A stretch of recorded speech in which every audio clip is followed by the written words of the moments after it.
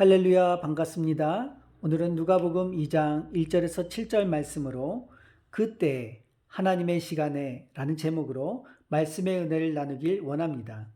오늘 본문의 저자 누가는 예수님의 탄생 이야기를 시작하기에 앞서 시대적 배경을 먼저 설명하고 있습니다. 그때 가이사 아구스토가 영을 내려 천하로 다 호적하라 하였으니 이 호적은 구레뉴가 수리아 총독이 되었을 때 처음 한 것이라. 오늘 본문 1절과 2절에 기록된 것과 같이 그때는 로마 제국의 제1대 황제인 가이사 아구스토가 통치하던 기간이었고 구레뉴가 수리아 총독으로 이스라엘을 통치하고 있을 때였습니다. 그리고 그때 로마 황제 가이사 아구스토가 로마 제국 전역의 모든 백성들에게 호적하라 명령을 내렸습니다. 로마 황제 가이사 아구스토의 인구 조사는 세수 파악이 목적이었지만 로마 황제는 이 인구 조사를 통해 자기가 실제로 얼마나 많은 사람을 자기 백성으로 소유하고 있는가를 자랑하기 위함이었고, 정책적으로는 자기 왕권이 어느 정도인지 알아보기 위해서 인구 조사를 실시한 것입니다. 그러므로 로마 황제 치하에 있는 모든 백성들에게 호적하게 하였다는 것은 단순히 정해진 관서에다 각자의 이름을 등록하고 기록하는 차원이 아니라 그 이면에는 그들로 하여금 최소한 어떤 소장료와 같은 자기 충성의 표시로 작은 공물을 바치게 함으로써 등록된 종으로 그리고 로마 제국의 신하로서 고백을 하게 할 목적이 담겨져 있는 것입니다. 사랑하는 성도 여러분, 여기서 우리는 그때라는 말에 주목해야 합니다.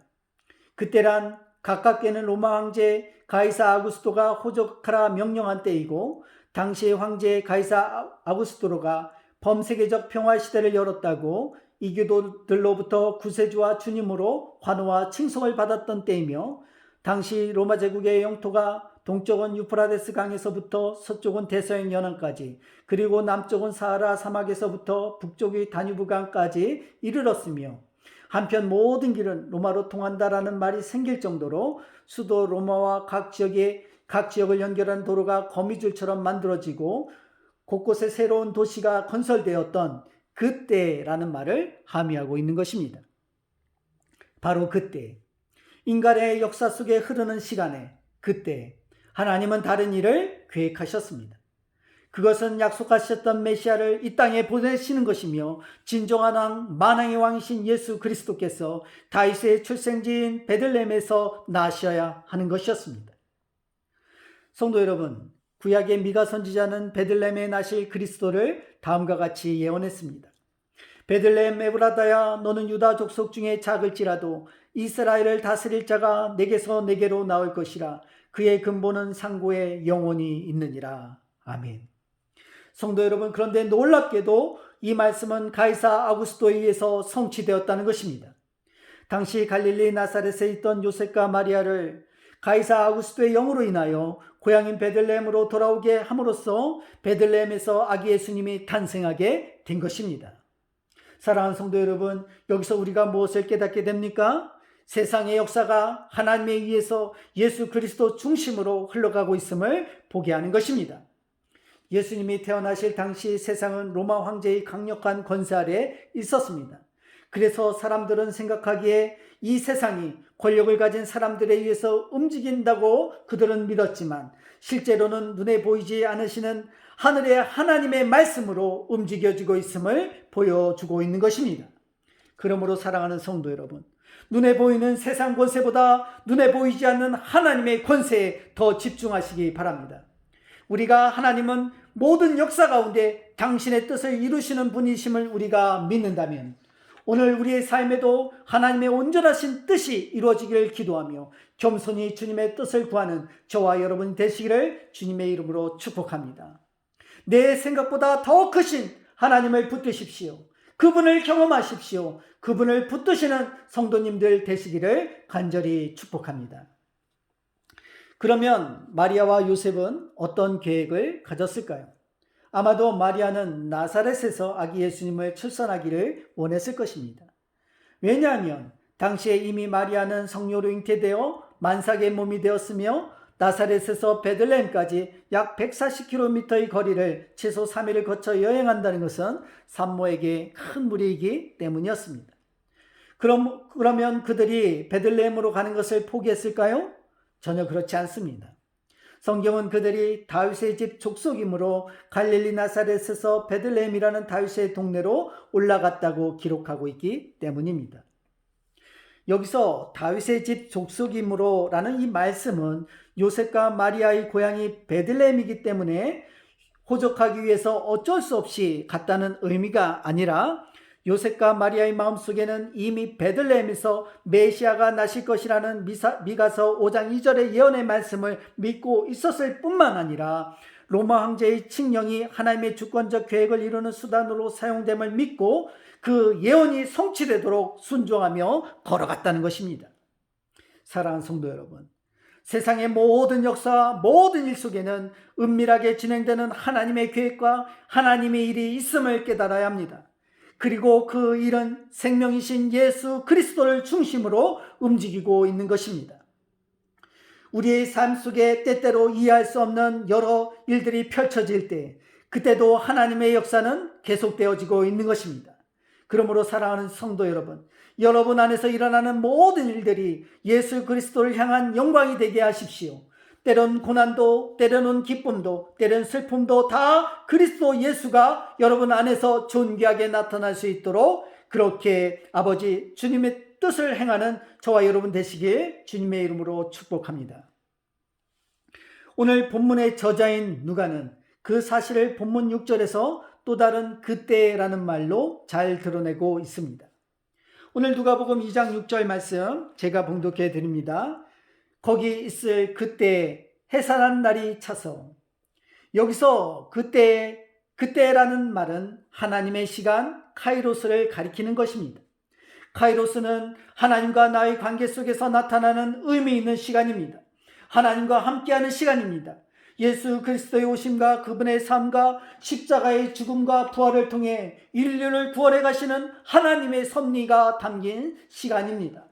바로 그때 곧 하나님의 시간에 창세기 3장 15절로 시작된 그 언약은 아기 예수님의 탄생으로 하나님의 약속이 성취되었음을 입증하는 것입니다. 그리고 그 당시 황제 아우구스토가 로마의 평화를 열었다고 선언하고 이교도들로부터 로마 황제가 구세주와 주님으로 환호와 칭송을 받을 때 오늘 본문의 저자인 누가는 강보에 쌓여 구에 누워있는 아기를 보여주며 이렇게 외치는 것입니다. 여기 비천한 곳에 한 아기가 있다. 그분은 만왕의 왕이시고 만유의 주시다. 그분은 하늘의 가장 높은 곳에서 구원을 주시기 위해 땅의 가장 낮은 자리에 누우신 하나님이시다 라고 말입니다. 사랑하는 성도 여러분, 로마 황제 가이사 아구스토가 호적하라 명함으로 천하의 백성이 다 자신의 백성이라고 하였지만, 그러나 누가는 구위에 누이신 아기 예수님을 보여주며 이스라엘 왕은 천하에 호적하라 명했던 로마 황제가 아니라 구위에 누이신 아기 예수님이시다, 이것을 선포하는 것입니다. 세상의 모든 사람은 다 하나님의 소유이며 다 하나님의 백성이다, 로마 황제의 백성이 아니다 라고 선포하는 것입니다. 그러므로 오늘의 이야기는 단순히 역사적 사실을 우리에게 알려주려고 하는 것이 아닙니다. 그러면 누가는 무슨 의도를 가지고 이처럼 혁명적인 이야기를 하는 것일까요? 여기서 저와 여러분은 누가복음의 처음 수신자가 누구인가 주목할 필요가 있습니다. 누가복음 1장 1절에서 4절 말씀을 보십시오. 제가 봉독해 드립니다. 우리 중에 이루어진 사실에 대하여 처음부터 목격자와 말씀에 일꾼된 자들이 전하여 준 그대로 내욕을 저술하려고 붓을 든 사람이 많은지라 그 모든 일을 근원부터 자세히 미루어 살핀 나도 데오빌로 각하에게 차례대로 써보내는 것이 좋을 줄 알았노니 이는 각하가 알고 있는 바를 더 확실하게 하려 함이로다. 아멘. 여기서 데오빌로가 누구인가 하는 것은 학자마다 의견이 분분하지만 중요한 것은 누가는 헬라 문화권 내에 있는 혹은 헬라어를 사용하는 상류층 로마인 독자에게 그리고 이방인들에게 예수 그리스도가 누구신가에 대하여 확고한 이해와 믿음을 가지게 하려고 글을 쓰고 있다는 것입니다. 그러므로 누가 진짜 왕인가? 여기 진짜 왕이 탄생하셨다. 그 위에 누이신 아기를 보라는 것입니다. 당대 최고의 권력을 행사했던 로마의 황제 가이사 아구스토는 주가 아니며 그가 외친 팍스 로마나는 역시 힘의 평화는 거짓 평화라는 것입니다. 진정한 평화의 왕, 그분이 여기에 나셨다는 것입니다. 인간의 역사 속으로 오신 예수 그리스도를 통해서만 진정한 평화를 찾을 수 있기 때문인 것입니다. 주님이 주시는 평화는 힘에 의한 평화가 아니라 주님이 주시는 평화는 사랑과 화해와 희생의 십자가의 평화이기 때문입니다. 우리와 함께 계시며 우리에게 영원한 생명을 주시기 위해 십자가에 죽기 위해 태어난 아기, 이것이 바로 임마누엘이라는 성육신의 역설인 것입니다. 사랑하는 성도 여러분, 여러분의 왕은 누구십니까? 여러분을 다스리는 왕은 누구입니까? 여러분의 모든 생각과 여러분의 마음을 다스리는 왕은 누구입니까? 물질과 쾌락과 세속에 물든 세상의 왕을 바라보지 않고 오직 우리를 죄와 형벌 가운데서 살려내시기 위해 비천한 구유에 누우신 왕, 예수 그리스도 한 분만이 우리의 왕이시며 삶의 주인 되심을 고백하는 성도님들 되시길 간절히 축복합니다. 오늘 우리의 왕이 나셨습니다. 우리에게 위로요 소망이요 영원한 생명을 주시기 위해 오신 우리 주 예수 그리스도께 영광과 감사를 올려드리며 힘겨운 세상 가운데서도 무너지지 않고 오직 소망의 주를 바라보며 늘 순종하며 주님께 영광 돌려드리는 존귀한 성도님들 되시기를 주님의 이름으로 간절히 축원드립니다. 아멘.